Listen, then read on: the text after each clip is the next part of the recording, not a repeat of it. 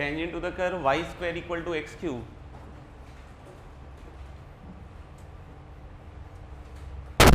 Tangent to the curve y square equal to x cube at a point p, tangent to the curve y square equal to x cube at the point P, intersect the curve again,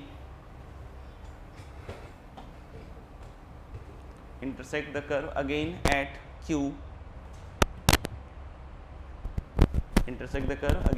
Q, then find,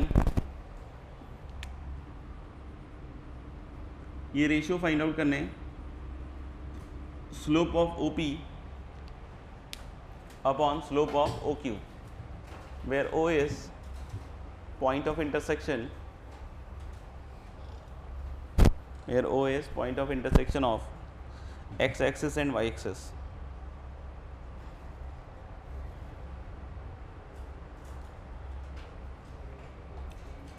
Point of intersection of x axis and y axis.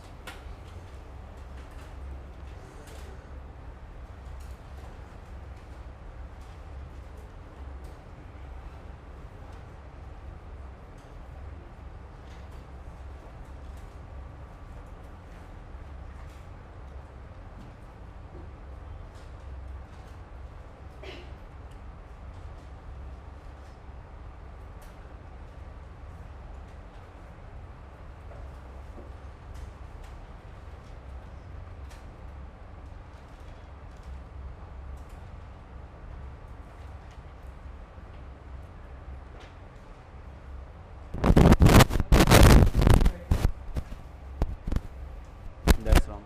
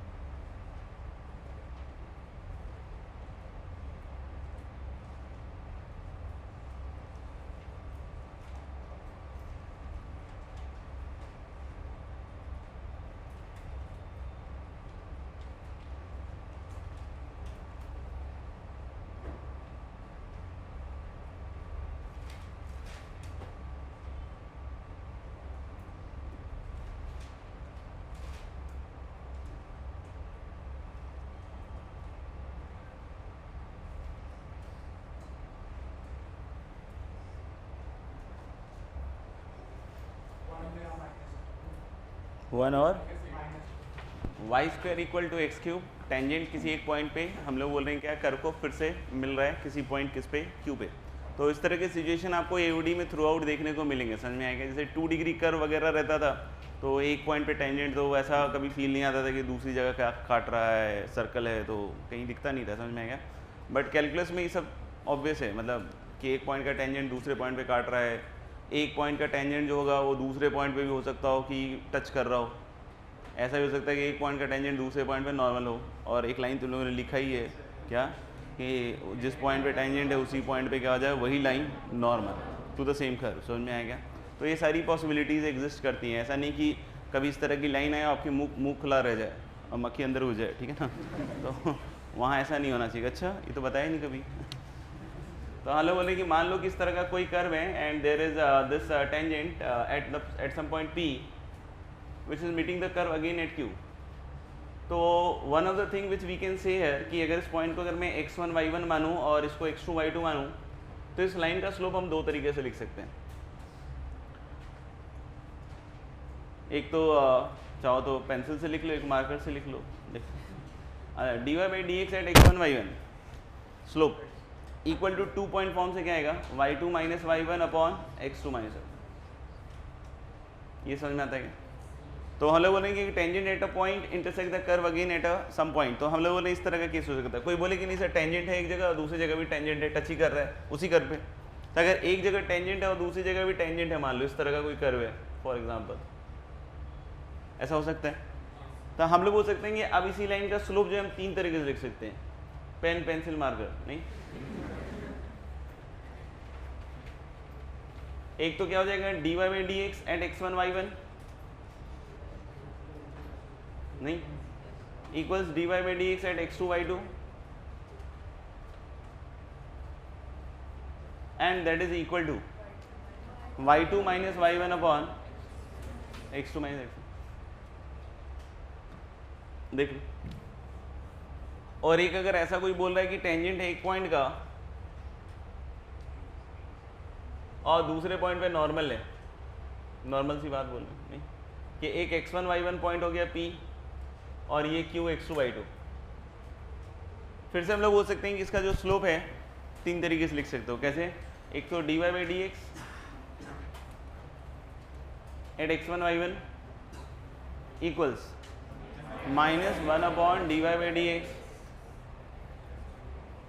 Eight वर्ट x2 y2, और फिर से वही 2 point form से क्या y2 minus y1 equal to x2 minus x1। तो इस तरह के सवाल आते हैं, इसमें सिंप्लीफिकेशन ही काफ़ी स्ट्रॉन्ग सा चाहिए होता है, और जो कर पाते हैं फिर वो निकाल लेते हैं सवाल। जैसे ये तो बिल्कुल टुच्चा सा है। एक तो सबसे पहले हम लोगों ने बात कर चुके हैं क्या पैरामीट्रिक कोऑर्डिनेट्स के लिए कर चुके हैं ना, कि जब ऐसा कर्व है तो हम लोग पैरामीट्रिकली ले सकते हैं कैसे t² कॉमा t³ तो हम लोग यहाँ बोल सकते हैं कि हमारे पास दो पॉइंट हो गए, तो t1² कॉमा t1³ p वाला मान लिया, और q वाला जो पॉइंट है उसको हम लोगों ने क्या मान लिया t2² कॉमा क्या t2³ सही है क्या। तो tangent at a point p, तो t² कॉमा t³ मतलब पैरामीट्रिक कोऑर्डिनेट के हिसाब से उसको डिफरेंशिएट करो तो 3t² अपॉन क्या आएगा 2t, मतलब क्या आएगा 3 upon 2t1, t equal to t1 पे निकालना है ना, तो कितना आएगा 3 अपॉन 2t1, और अगर 2 पॉइंट फॉर्म से निकालोगे तो t2³ minus t1³ that is t2³ minus t1³ has 2 factors right. एक तो कौन सा फैक्टर होगा t2 माइनस t1, और दूसरा फैक्टर क्या होगा t2² plus t1 t2 plus t1², और इधर घटाओगे तो t2² माइनस t1², तो उसमें भी दो फैक्टर, एक t2 माइनस t1 और एक t2 प्लस t1। ऊपर दिख रहे हैं कि t2 माइनस t1 है और नीचे भी क्या दिख रहा है t2 माइनस t1 है, तो वो दोनों क्या हो जाएंगे कैंसल आउट। अब दिख रहा है, अब कैसे दिख रहा है कट गया ना। तो हम लोग बोलेंगे कि अब ये एक्सप्रेशन आ गया, सबको क्लियर है यहाँ तक? नहीं समझ में आया तो जल्दी बताओ। अब क्रॉस सही है, थैंक यू। तो इसको जब क्रॉस मल्टीप्लाई करेंगे तो 3t1 इंटू t1 कितना हो गया 3t1², और इधर से एक 2 और t1², 2t1², इधर लाओगे तो क्या बनेगा t1²। समझ में आ रहा है क्या? 3t1 इंटू t2 कितना हो गया 3t1 t2, और 2 टाइम्स ये तो कितना बचेगा इधर प्लस t1 t2, और एक टर्म आएगा इधर से minus 2t2²। So this will give you 2 factors t1 minus t2 और इंटू t1 प्लस क्या आएगा 2t2। First factor is again neglected because फिर से हम लोग बोलेंगे t1 और t2 सेम नहीं है, तो यानी कि सिर्फ और सिर्फ सेकेंड फैक्टर एक्सेप्टेबल है, कौन t1 plus 2t2 equal to 0। अगर स्लोप ऑफ OP की बात करोगे तो O एक्चुअली ओरिजिन है, ठीक है ना, पहचान पाएगी नहीं भगवान जाने। बाकी t1² कॉमा t1³ और ओरिजिन को ज्वाइन करने वाली लाइन का स्लोप t1 होगा, और इसका क्या होगा t2, यानी आपको आंसर किस वैल्यू को करना है t1 अपॉन t2। ये वाली वैल्यू नहीं चलेगी 1, क्यों? क्योंकि इसमें दोनों पॉइंट क्या हो जाएंगे सेम, जबकि दोनों पॉइंट सेम नहीं है, तो यानी सिर्फ इससे आएगा, and the answer is -2।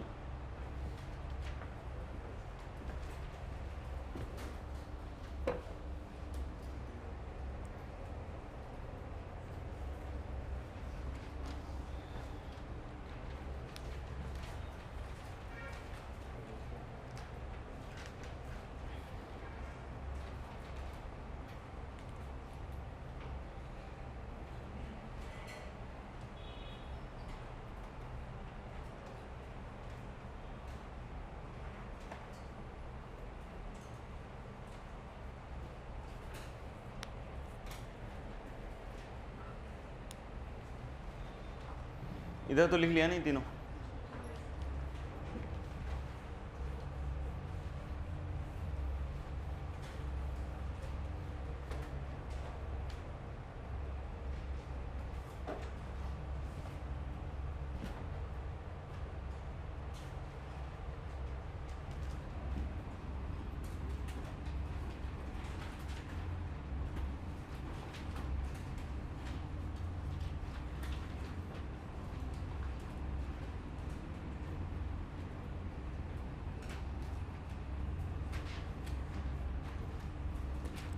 Next article जो अपन डील कर रहे हैं that is angle of intersection of two curve, ठीक है।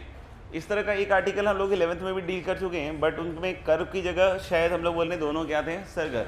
लेकिन मैंने डेफिनेशन जनरल वाला ही बताया था शायद, नहीं, कि अगर दो कर्व के बीच में कभी एंगल निकालना हो at its point of intersection, समझ में आएगा, angle is always calculated at the point of intersection, समझ में आ रहा है। तो अगर हम लोग मान लो कि दो कर्व है, एक कर्व है C1 और एक का नाम है C2, और कोई बोल रहा है कि what is the angle of intersection of to curves, तो हम लोग बोले eight their point of intersection it is same as the angle between the tangents at their point of intersection। यानी कि जो point of intersection है यहाँ पे जो tangents आएंगे, समझ में आ रहा है क्या, यहाँ के जो tangents आएंगे इनके बीच का जो एंगल होगा that is called as angle between two curve, समझ में आएगा। अब ऐसा मार्क करने से ऐसा नहीं लगना चाहिए कि यही एंगल होता है, भाई दो तरह के एंगल बनेंगे, नहीं, दो लाइंस के बीच में हमेशा कितनी तरह के एंगल बनेंगे, दो, हमेशा, मतलब ऑब्वियस बात है जब 90 होगा तो एक ही तरह का बनेगा, नहीं उसके अलावा हर एक केस में हम लोग बोले दो तरह के, एक एक्यूट बनेगा तो दूसरा क्या बनेगा, ऑब्ट्यूज। अगर एक थीटा है तो दूसरा क्या होगा, पाई मैक्सिमम। तो हम लोग इसमें क्या देखेंगे कि अगर एक्यूट एंगल निकालना है तो उसके लिए फॉर्मूला, और ऑब्ट्यूज निकालने के लिए ट्रिक क्या रखेंगे, सुनना ध्यान से, पाई माइनस थीटा, समझ में आएगा। तो पहले तो डेफिनेशन लिख दो,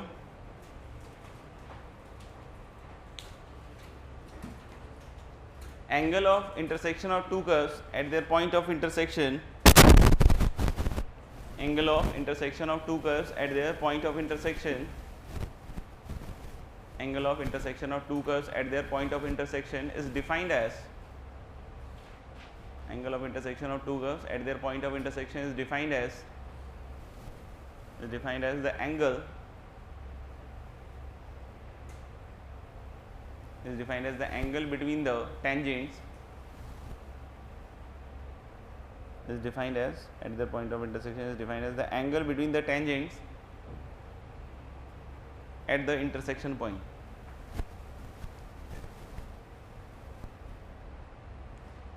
मतलब दिस इज पॉसिबल कि दो कर्व जो हैं वो एक से ज़्यादा पॉइंट पे इंटरसेक्ट करे। तो अगर कोई बोलता है कि find the angle of intersection of the two curve, तो फिर आपको जितने भी पॉइंट ऑफ इंटरसेक्शन है सब जगह एंगल की वैल्यू बतानी पड़ेगी, समझ में आएगा।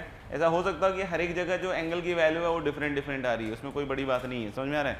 तो हम लोग बोलेंगे कि कैसे निकाल सकते हैं, पहली चीज़ तो ये समझेंगे कि आपको क्या निकालना पड़ेगा, पहले पॉइंट ऑफ इंटरसेक्शन, नहीं तो हम लोग कि या तो दो कर्व दिया हुआ है और उसका पॉइंट ऑफ इंटरसेक्शन निकाल रहा है तो पॉइंट ऑफ इंटरसेक्शन निकाल लो। अगर लग रहा है कि इक्वेशन बहुत कॉम्प्लिकेटेड है और नहीं निकल रहा है किसी भी सीन में, समझ में आएगा, तो फिर आपको x1 y1 मानना पड़ेगा और दोनों कर्व को x1 y1 से भी क्या करना पड़ेगा, सेटिस्फाई, और जो भी है वो सिंप्लीफिकेशन करना पड़ेगा फिर उसके बाद, समझ में आ रहा है।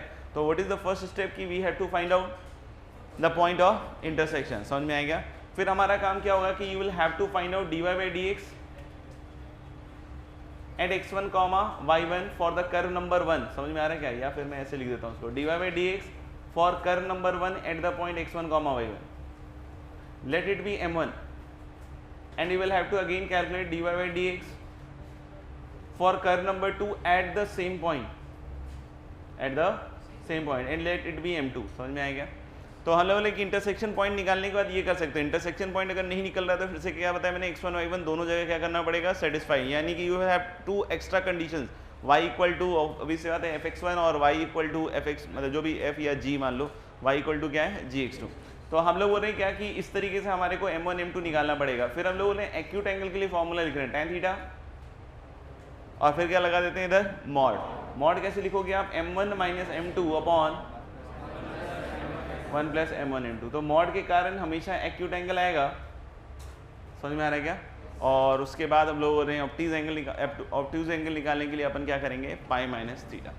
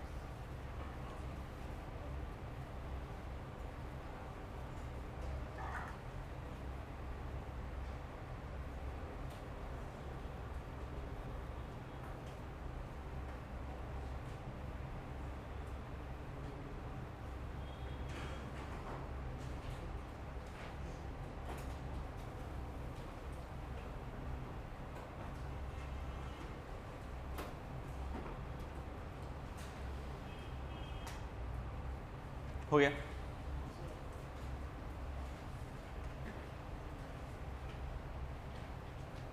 तो ये तो एंगल ऑफ इंटरसेक्शन के लिए समझ में आ गया, ठीक है। अब जैसे अगर हम लोग बोले दो कर्व के बारे में बात कर रहे हैं, तो एक टर्म यूज हम लोग करते हैं क्या, ऑर्थोगोनल। तो ऑर्थोगोनल वर्ड पहले भी यूज कर चुके हैं और मेरे ख्याल से आपको आइडिया है कि एंगल कितना आना चाहिए।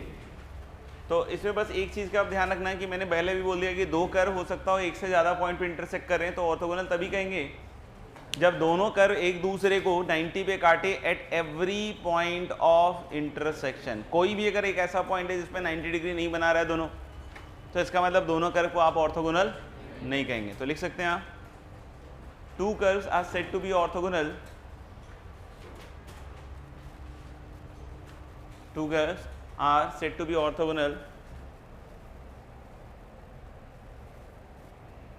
if they intersect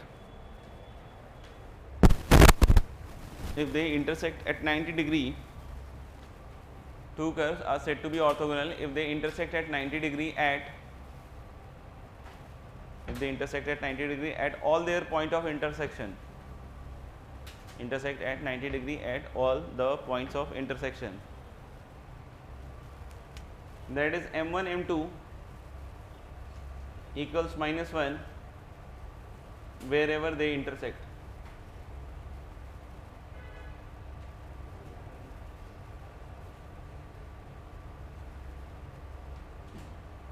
That is m1 m2 equal to -1 wherever they intersect, provided m1 and m2 are finite.